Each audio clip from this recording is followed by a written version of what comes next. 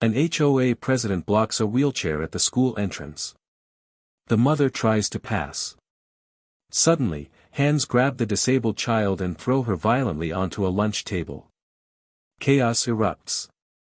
Sirens wail. Within minutes, SWAT teams arrive with guns drawn. This story will break your heart. Before you watch full story, comment below from which country are you watching. Don't forget to subscribe for more amazing stories. The morning sun was bright and warm as Lisa Chen pushed her daughter Mia's wheelchair toward the school cafeteria. It was a beautiful Friday morning in September. The kind of morning that makes you grateful to be alive. Birds were singing in the trees. Other children were laughing and running toward the school entrance. Everything seemed perfect and normal. Mia was 8 years old with big brown eyes and a smile that could light up any room. Her pink backpack hung on her wheelchair, covered with stickers of her favorite cartoon characters. She had collected these stickers from every place they visited. The zoo, the aquarium, her favorite ice cream shop. Each sticker told a story of a happy memory. Her wheelchair was decorated too. Pink streamers hung from the handles. A small bell jingled when they moved. Mia loved making her wheelchair pretty. She never wanted it to look medical or sad. "My wheelchair is my friend," she always said. "Friends should look happy." "Mommy, do you think they have pizza today?" Mia asked with excitement in her voice. Her eyes sparkled with hope. Friday pizza was the highlight of her school week. Lisa smiled and kissed her daughter's head. She breathed in the smell of Mia's strawberry shampoo. These small moments were everything to her. "I hope so, sweetheart. I know how much you love Friday pizza." "Sophie and I are going to sit together," Mia said happily. She promised to save me a seat by the window. "We're going to talk about our weekend plans. Her family is going to the park. Maybe we can go too, Mommy. Please." Lisa's heart swelled with love. Such simple dreams, such pure joy. "Of course, baby. We'll pack a picnic." Mia was born with a condition that kept her in a wheelchair her whole life. She couldn't walk or run like other kids. But that never stopped her from being happy. She was the brightest part of Lisa's world. Always smiling, always laughing. Always finding joy in small things. Lisa remembered when Mia was born. The doctors looked worried. They gathered around with serious faces. They talked about surgeries and therapy. They said life would be hard. They used big medical words that scared Lisa. Spina bifida, paralysis, limited mobility, lifetime of challenges. But they never told Lisa about Mia's beautiful heart. They never mentioned her amazing laugh that sounded like music. They never said how much love one small girl could give to the world. They never talked about her incredible spirit that refused to be broken. They focused on what Mia couldn't do, not on everything she could do. In the delivery room, when Lisa first held Mia, she looked into those tiny eyes and made a promise. "I will never let the world make you feel less than. You are perfect exactly as you are." 8 years later, she was still keeping that promise. Every single day. Every morning was hard work. Getting Mia ready took 3 hours. First came the medications. Pills for pain management, vitamins for bone strength. Then the leg braces had to be positioned perfectly. Too tight and they caused pain. Too loose and they didn't provide support. The wheelchair needed daily checks. Brakes, wheels, cushions, safety straps. Then came packing the emergency supplies, extra medications. Backup leg braces. Medical information cards, emergency contact numbers. A change of clothes in case of accidents, special cushions for comfort. It was like preparing for a small expedition every single day. Other parents complained about busy mornings. Lisa never complained. Every day Mia went to school was a gift. As they got closer to the cafeteria doors, Lisa saw someone she really didn't want to see. Karen Mitchell. Karen was the president of the Pinewood HOA where they lived. For 8 months, Karen had made Lisa's life terrible. Every single week, there was a new problem. A new complaint, a new violation notice. The wheelchair ramp Lisa built. Not allowed. It made the house look ugly. Mia's special swing in the yard, against community rules. The metal railings by their front door, an eyesore to the neighborhood. Lisa tried to talk to Karen many times. She showed her doctor's letters. She showed legal papers about disability rights. Nothing worked. Karen acted like Mia's wheelchair was a personal insult. Like having a disabled child somehow made the neighborhood look bad. Just last week, Karen sent another letter. She wanted Lisa to remove the blue handicap parking sign from their driveway. The letter said it was visually disturbing to community standards. Lisa ignored it. Just like she ignored all the other crazy demands.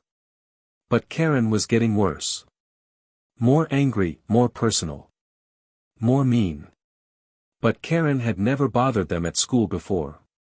School was Mia's safe place. Her happy place, where she could just be a kid. Excuse me. Karen's sharp voice cut through the air like a knife. Lisa stopped walking. Her hands gripped Mia's wheelchair handles tighter. Yes. Lisa said, trying to stay calm. You cannot bring that wheelchair through the main entrance, Karen said, pointing at Mia like she was a piece of trash. Lisa felt her blood start to boil. What are you talking about? My daughter has every right to use this door. Karen stepped closer. Her face looked angry and mean. I'm on the school board now. We have rules. That wheelchair is blocking the way. Use the side entrance. Mia's small voice was scared. But Mommy, the side entrance has stairs. I can't use stairs. Exactly, Lisa said firmly. My daughter has the right to use the same entrance as every other child. What you're saying is illegal and you know it. Karen's eyes got narrow and cold. Don't tell me about the law. I know important people. You and your daughter need to learn where you belong. Other parents started to stop and stare. Lisa could feel everyone watching. She could feel Mia getting smaller in her wheelchair. Scared, embarrassed, this beautiful innocent child was being humiliated in front of everyone. We are going through this entrance, Lisa said, her voice strong and clear. She started to push the wheelchair forward. Karen stepped right in front of them, blocking their way completely. I don't think so, Karen said with an evil smile. What happened next would haunt Lisa's nightmares forever. Karen reached down fast. She grabbed Mia's thin arm hard. Before Lisa could react, Karen yanked Mia forward with force. Mia screamed. A horrible, terrified scream. Her small body was ripped from the safety of her wheelchair. In one terrible moment, Karen lifted Mia up and threw her onto the nearest lunch table. The sound of Mia's body hitting the hard table was sickening. Her head snapped back. Her legs twisted in wrong directions. She landed with a loud thud that everyone heard. Mia. Lisa's scream was pure terror. She ran to her daughter. Mia lay on the table, completely still. Her eyes were wide with shock and pain. Blood came from her nose. Her chest moved up and down fast as she tried to breathe. The cafeteria exploded into chaos. Children started screaming and crying. Teachers came running from all directions. Parents pulled out their phones, some calling 911, others recording everything. One lunch lady dropped her entire tray of food. The crash echoed through the suddenly quiet room. Mia's best friend Sophie stood frozen, her hands over her mouth, tears running down her face. Someone call 911, a teacher shouted, her voice shaking with fear and anger. Lisa carefully held Mia's head. Tears poured down her face. Baby, Mommy's here. Don't move, sweetheart. Help is coming. Please don't move. Mia's eyes found her mother's face. "Mommy, it hurts so bad," she whispered through tears. "Why did she hurt me? I just wanted to eat lunch. I didn't do anything bad." Those words broke Lisa's heart into a million pieces. Her daughter couldn't understand hate. She had never known real cruelty before. In her pure, beautiful mind, everyone was supposed to be kind. "I don't know, baby. I don't know," Lisa's voice cracked. "But you're going to be okay. I promise you're going to be okay." Karen stood there frozen. Her face was pale white. I didn't mean. Don't you dare." Lisa's voice was full of rage. "Don't you dare say another word. You just attacked a disabled child. You threw my baby like she was garbage." A parent had already called 911. Within 2 minutes, sirens filled the air. But these weren't just ambulance sirens. Police cars screeched into the parking lot. Then something unexpected happened. A SWAT team vehicle pulled up. Lisa looked up in confusion. Why was SWAT here? Through her tears and panic, nothing made sense. Then she saw him. Detective Mike Rodriguez, her older brother. He was leading the SWAT team. His face showed cold fury as he saw what happened. His niece on a table. Hurt. His sister crying, and Karen Mitchell standing there looking guilty. Mike had been training with his SWAT team just 4 blocks away. He heard the call on his radio. Child assault at Riverside Elementary. That was Mia's school. He didn't think. He just moved. He brought his whole team, not knowing what danger they might face. But knowing his niece might need him. "Everyone step away from the child now," Mike commanded. His voice was hard and left no room for argument. 2 paramedics rushed past him to Mia. Mike walked straight to Karen. His hand was on his handcuffs. "Karen Mitchell, you have the right to remain silent. This is ridiculous," Karen said, trying to sound important. "I'm on the school board. I know the mayor. You can't arrest me for assault on a minor," Mike said, his voice ice cold. "For child endangerment, for violating the Americans with Disabilities Act. Lady, you just committed multiple crimes in front of 50 witnesses. Your connections won't save you now." The paramedics were working fast on Mia. "We need to move her now," one said to Lisa. "Possible spinal injuries, head trauma. We're taking her to County General Hospital." Lisa's world was falling apart. Her sweet baby who never hurt anyone was being put on a stretcher. Crying for her mommy. "I'm coming with you," Lisa said, climbing into the ambulance. As the ambulance pulled away, Lisa held Mia's small hand carefully. Mia's tears wouldn't stop. "That lady was so mean, Mommy," Mia whispered. "Why do people hate me? What's wrong with me?" Lisa's heart shattered again. "Nothing is wrong with you, baby. You're perfect. You're so loved. Some people they have darkness inside them. But you're pure light. You always have been." "Am I going to die, Mommy?" "No, baby. No. You're going to be okay. I won't let anything else hurt you. I promise."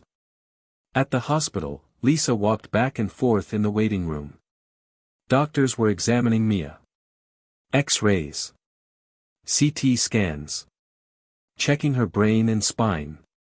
Each minute felt like an hour. Each hour felt like forever. The waiting room lights buzzed overhead. The sound made Lisa's headache worse. Other families sat around the room. Some dealing with their own emergencies, others looking at Lisa with sympathy. They could see she was breaking apart inside. Lisa's hands shook as she filled out papers. Medical history, emergency contacts, insurance information. Every question felt wrong when all she wanted was to be with Mia. To hold her hand. To tell her everything would be all right. Her phone kept buzzing. Friends who heard about what happened, the school principal calling, local news reporters. Lisa ignored them all. Nothing mattered except Mia. Mike arrived, still in his SWAT uniform. He wrapped his arms around his sister as she finally broke down completely. She threw her, Mike, Lisa sobbed. She threw my baby like she was nothing. Mia was just trying to go to lunch. She was just being a kid. And that woman treated her like. I know, Mike said softly. But Karen Mitchell is in jail right now. She's being charged with felony child abuse. Assault causing serious injury, disability discrimination. And we're adding hate crime charges too. I want her to pay, Lisa said through her tears. I want everyone to know what she did. They will, Mike promised. Every officer recorded everything. The cafeteria cameras got it all. And Lisa, parents were recording too. The video is already going viral. Her life as she knows it is over. 3 hours later, Dr. Patel came out. Lisa jumped up, her heart pounding so hard she thought it might explode. Mike stood beside her, his hand on her shoulder to steady her. Dr. Patel's face was serious but not terrible. That gave Lisa a tiny bit of hope.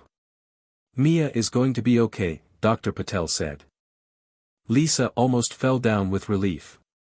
Mike caught her, holding her up as she cried tears of relief and gratitude. She has severe bruising across her back and ribs.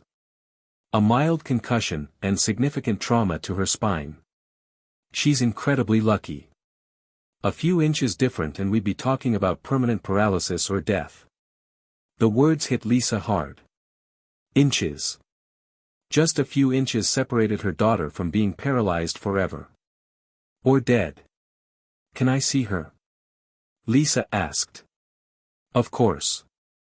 She's been asking for you non-stop since she got here. Lisa rushed to Mia's room. Her daughter lay in a hospital bed, looking so small against the white sheets. Her face was bruised purple and yellow. Her arm was in a sling. Monitors beeped steadily beside her bed. Mommy, Mia said, fresh tears filling her eyes. I'm here, baby. Lisa kissed her forehead gently. The doctors say you're going to be just fine. Will that mean Lady come back to hurt me again? No, sweetheart, never. She's in jail. She can never hurt you again. I promise you that. Over the next few days, the story exploded everywhere. The video of Karen Mitchell throwing 8-year-old Mia Chen onto a lunch table went viral. Millions of people watched in horror. They saw Mia's small body hit the table. They heard Lisa's scream of terror. They saw Karen's cold face showing no care at all. News stations picked up the story. It was on every channel. Every website. Social media exploded with the video. Hashtag Justice for Mia started trending worldwide. Strangers from every country sent flowers and cards to the hospital. People donated money to help with medical bills. Disability rights groups rallied around Mia's case. Child protection organizations demanded the maximum punishment. The story touched something deep in people. The need to protect innocent children, the anger at people who abuse power and hurt the weak. The public outcry was massive and immediate. Karen lost her position on the school board within hours. The HOA removed her as president and banned her from the community forever. Her job at a big law firm fired her immediately. Her husband filed for divorce, saying he was horrified by what she did. Their adult children publicly said they wanted nothing to do with her anymore. Karen's face became known around the world as a symbol of cruelty and hate. Her name became a warning story. But none of that mattered to Lisa. What mattered was Mia. Mia woke up screaming every night from nightmares. She jumped whenever someone walked too close to her wheelchair. She kept asking over and over, why did she hate me, Mommy? What did I do wrong? The preliminary hearing came 2 weeks later. The courtroom was packed with supporters wearing pink ribbons for Mia. Lisa sat in the front row, holding Mia's hand. Her daughter sat in her wheelchair, still recovering. The bruises on her face had faded to yellow-green, but they were still visible. Her arm was still in a sling. Mia looked so small in that big courtroom. Surrounded by lawyers and officials and strangers. She shouldn't be here. She should be at school eating lunch with friends. Laughing and playing. Not sitting in court facing her attacker. Mia squeezed her mother's hand 3 times. Their secret, "I love you," signal. Lisa squeezed back, fighting tears. Karen's lawyer stood up. He tried to argue it was an accident. A misunderstanding. He said Karen was under stress and didn't mean to hurt anyone. But then the prosecutor played the video. In clear, perfect footage, everyone watched Karen deliberately grab Mia. They watched her deliberately throw Mia onto that table. There was no accident. No misunderstanding. Just pure, deliberate cruelty caught on camera. The judge's face got darker with every second of the video. When it finished, the courtroom was completely silent. "Bail is denied," the judge said firmly. "Miss Mitchell, you deliberately assaulted a vulnerable child because of her disability. You showed no remorse. No hesitation. You are a danger to the community. You will remain in custody until trial." Karen's face fell apart. "But Your Honor, I have a family." "So does Mia Chen," the judge said coldly. "You should have thought about that before you assaulted an 8-year-old child in a wheelchair." As guards led Karen away, she looked back at Lisa and Mia. For a moment, Lisa saw something in Karen's eyes. Not sorry. Not understanding. Just fear.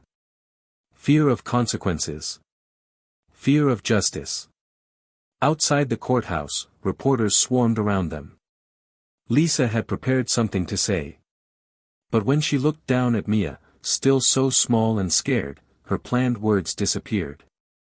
"My daughter is the bravest person I know," Lisa said, her voice shaking with emotion. "She faces challenges every single day that most of us can't imagine. And she does it with a smile. With kindness, with love. She never asks, 'Why me?' She never gives up. She just keeps shining her light."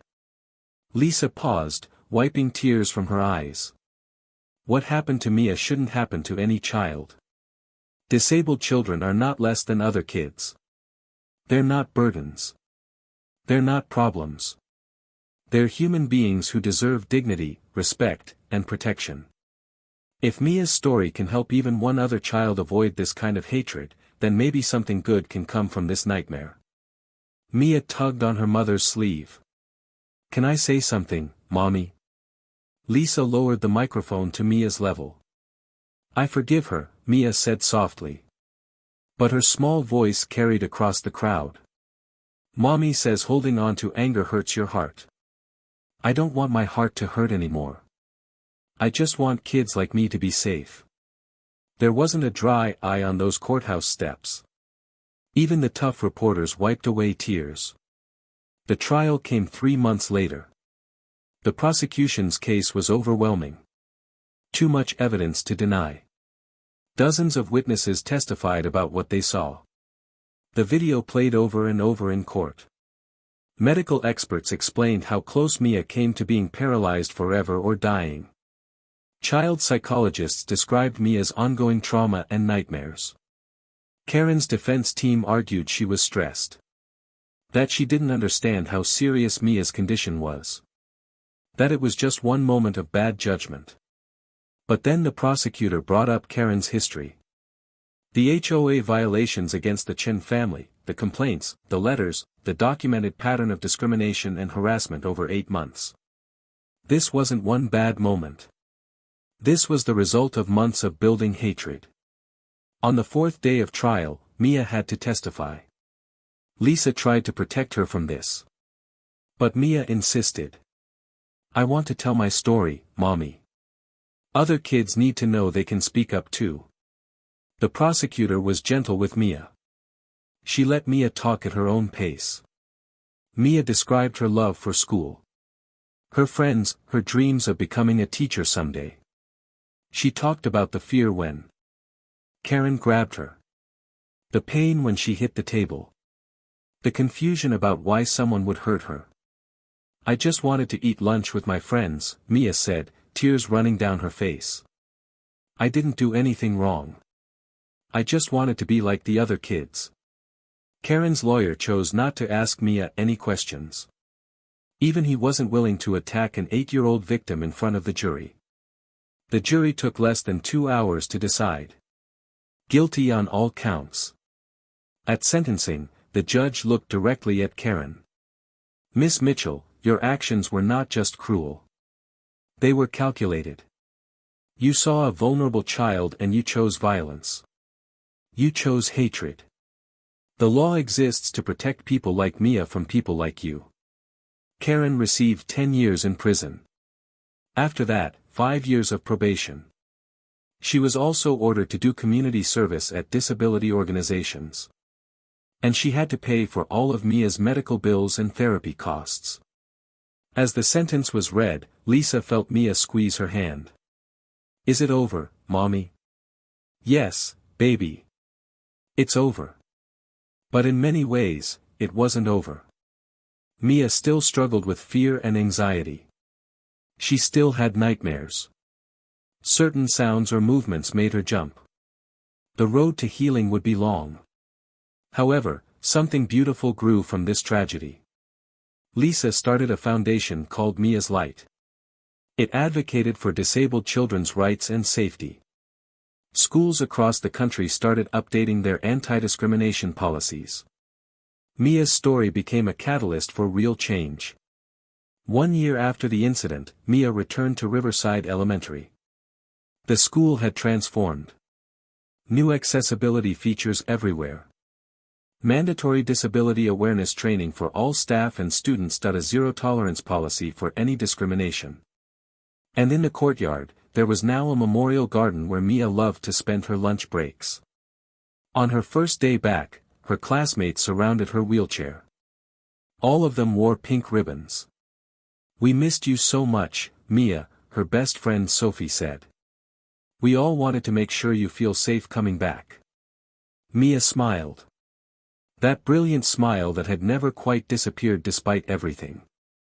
I feel safe because I have all of you. Lisa watched from a distance, tears of pride streaming down her face. Her daughter. Her brave, beautiful daughter had survived something no child should ever face. And she came out of it not with bitterness, but with grace. That evening, as Lisa tucked Mia into bed, Mia looked up at her mother with those wise eyes. Mommy, I've been thinking. That lady hurt me because she didn't understand. She saw my wheelchair and thought I was less than other kids. But I'm not less. I'm just different. And different is okay. Different is more than okay, baby. Different is beautiful. I want to help other kids understand that. Kids in wheelchairs, kids who look different, kids who learn different. We're all just kids trying to do our best. We all deserve to eat lunch in peace. Lisa pulled her daughter close. She breathed in the smell of her strawberry shampoo. She felt the steady beat of her precious heart. You're going to change the world, Mia Chen. You already have. Mia yawned, her eyes growing heavy. I just want to make it so no other kid gets hurt like I did. That's all. That's everything, Lisa whispered, kissing her forehead. And I'll be right beside you every step of the way. 6 months later, Lisa received a letter. It was from Karen, written from prison. The letter was long. Filled with apologies and explanations. Karen described her own struggles with her son's autism diagnosis. Her fear and confusion, her misplaced anger at seeing other children with disabilities. She admitted her actions were unforgivable. She begged for forgiveness. Lisa showed the letter to Mia. She wasn't sure what to do with it. Mia read it slowly, her small finger tracing the words. When she finished, she looked up at her mother. Can we write back? Do you want to? I think she needs to know I really meant it when I said I forgave her. Forgiveness isn't just words. It's a choice you keep making every day. Together, mother and daughter wrote a response. Not for Karen's benefit, but for their own peace. Because they refused to let hatred have the final word. On Mia's 11th birthday, she stood before a crowd of 500 people at a disability rights conference. She had been invited to speak. Despite her nervousness, she accepted. Lisa watched from backstage as her daughter rolled up to the microphone. Mia adjusted it to her height and began to speak. My name is Mia Chen. When I was 8 years old, someone hurt me because I use a wheelchair. It was the scariest day of my life. But it wasn't the end of my story. It was the beginning of my purpose. Mia's voice grew stronger. I learned that cruelty comes from fear and ignorance. But love is always stronger. Kindness is always stronger.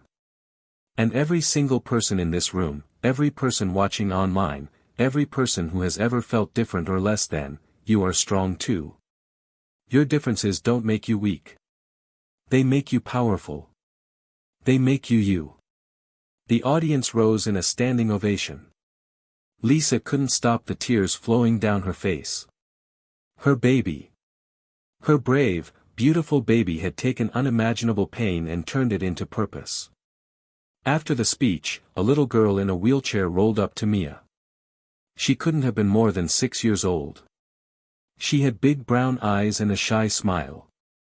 You're my hero, the little girl whispered. Mia reached out and took her small hand. You're your own hero. You just don't know it yet. But you will. I promise. Lisa watched the interaction.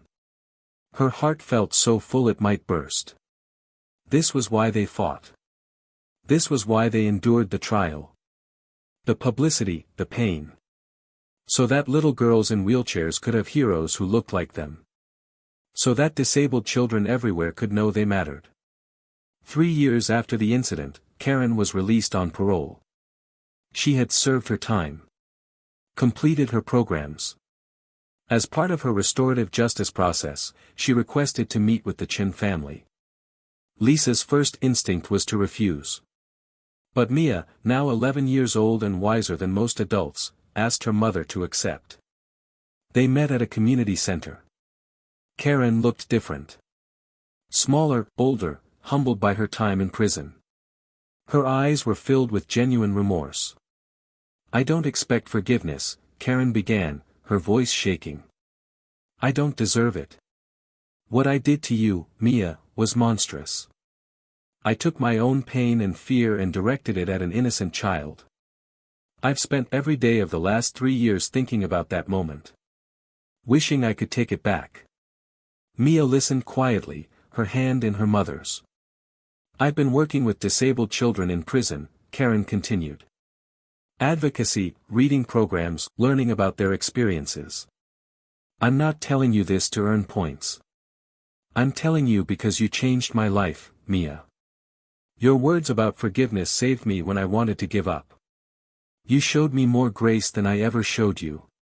Silence filled the room. Lisa felt Mia squeeze her hand 3 times. I love you.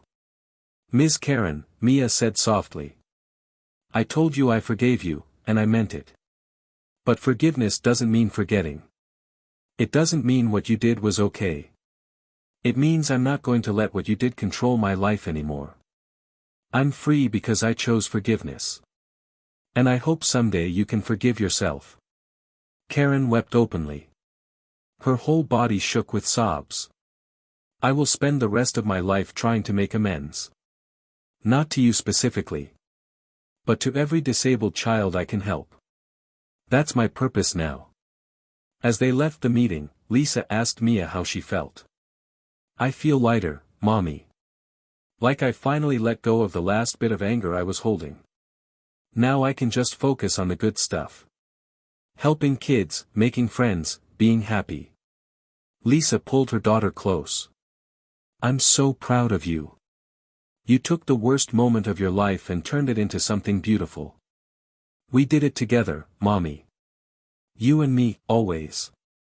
5 years after the incident, Mia Chen stood on a stage at the state capitol.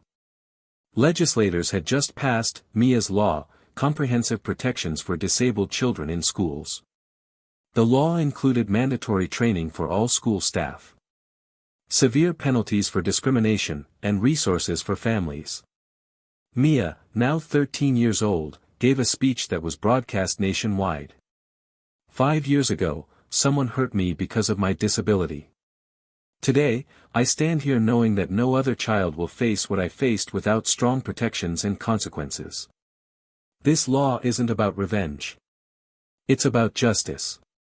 It's about dignity. It's about making sure every child, regardless of their abilities, can go to school safely and be treated with respect. Lisa watched from the audience, surrounded by family, friends, and advocates who supported them through this journey. Mike sat beside her, his arm around his sister's shoulders. "You raised an incredible human being," Mike whispered. "She raised herself," Lisa replied. "I just tried to keep up." After the ceremony, Mia was surrounded by other disabled children and their families. All wanting to thank her, all wanting to share their stories. One mother, holding her nonverbal autistic son, approached with tears in her eyes. "Thank you for fighting for our children. Thank you for not staying silent." Mia reached out and touched the little boy's hand. He looked up at her and smiled. A rare and beautiful moment. "We fight for each other," Mia said simply. "That's what family does. And everyone in this community, everyone who faces challenges because of their differences, we're all family." That night, they celebrated with dinner at Mia's favorite restaurant. As they ate, Sarah reflected on the journey they had traveled. From that horrible day in the lunchroom to this moment of triumph. They had faced darkness and chosen light. "Mommy, can I ask you something?" Mia said, twirling pasta on her fork. "Anything, baby. If you could go back and stop that day from happening, would you?" Lisa was surprised by the question. "Of course. I would never want you to go through that pain." Mia nodded thoughtfully. "I don't think I would. I mean, I wouldn't want it to happen to anyone else. But for me, it made me who I am. It gave me purpose. It showed me that even the worst things can't stop you if you choose to keep going. And look at all the kids we've helped. That wouldn't have happened if that day hadn't happened." Lisa's eyes filled with tears. "You're the strongest person I know. I learned from the best." Mia grinned. "Besides, I figure if I can survive being thrown on a lunch table by an HOA Karen and live to tell the tale, I can survive anything." They laughed together. And in that laughter was healing. Was hope. Was the unbreakable bond between a mother and daughter who had faced the worst and emerged victorious. Mia Chen's story didn't end in that lunchroom. It began there. And every day since, she had chosen to write her own narrative. Not as a victim, but as a survivor. An advocate, a beacon of hope for every child who had ever felt different, less than, or invisible. Because Mia Chen was never invisible. She was a force of nature wrapped in a small body in a pink wheelchair. Teaching the world that true strength isn't about walking or running. It's about refusing to let cruelty win. It's about choosing kindness when the world chooses hate. It's about standing up, whether on 2 legs or from a wheelchair, and saying, "I matter. We all matter. And together, we will make this world better." And she did. They did. Together. Today, Mia is 15 years old. She runs a popular YouTube channel where she talks about disability rights. She speaks at schools around the country. She's writing a book about her journey. And she's helped pass similar laws in 12 other states. Karen Mitchell completed her prison sentence and now works full-time at a disability advocacy center. She speaks to groups about her mistakes and the importance of treating everyone with dignity and respect. The story of what happened that day in the cafeteria is still told. But now it's not just a story of violence and hate. It's a story of resilience, forgiveness, and the power of one small girl to change the world. Because in the end, love always wins. Kindness always wins. And every child, no matter their abilities, deserves to eat lunch in peace. 5 years have passed since that terrible day in the cafeteria. Life has moved forward in ways no one could have imagined. Mia is now a confident teenager. She hosts a podcast called Wheels and Wisdom, where she interviews other disabled youth about their journeys. Her voice has become a beacon of hope for thousands of families around the world. She receives messages daily from parents thanking her for giving their children courage. Last month, she was invited to speak at the United Nations about disability rights. Standing before world leaders, she shared her story with the same grace and wisdom that has defined her journey. The world tried to break me, she told them. But I chose to bloom instead. Lisa looks at her daughter now and sees not just a survivor, but a warrior. Mia dreams of becoming a civil rights lawyer. She wants to fight for those who cannot fight for themselves. The school where it all happened has become a model for inclusive education. The memorial garden where Mia used to eat lunch has expanded into a full sensory garden, designed to be accessible and welcoming to children of all abilities. Sophie, Mia's best friend, is still by her side. She's studying to become a special education teacher, inspired by everything she witnessed.